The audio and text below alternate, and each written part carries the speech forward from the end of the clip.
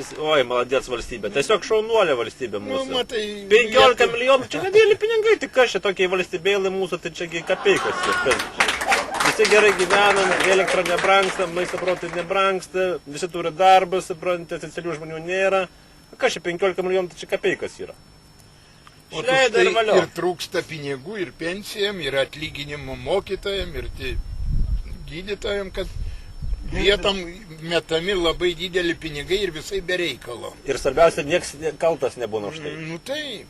Va, turėtų už tokias dalykas būti nubausti kažkas. Vieni pravažinėja, kur tai asmeninis reikalais valdiškais pinigais, kiti 15 milijonų. Daro didelių šau, čia grindai beveik, mano nuomonė, tai čia tai aišku, čia Prunskienės iniciatyva. Taip, čia visiems Lietuvai būtų nepaėmė jokios ten pirmos vietos, ten kelintos. Galėjo ir kukliau surengti. Reikėjo išleisti tiek pinigų. Tai davai, tada pas mum galim, kad čia galim padaryti varžybas tokias, visokias, kokias nors ant kultivavimo. Aš skaitau, kad nepasika dėl to valdžiai, kad pakiša kojų. Va, ir Prunskienė. Tai ten politika savo ten. Nu, Vienu žodžiu, tiek suprantu. mauda mums paprasti žmonės ir tiek. Kaip nori, taip sakyti.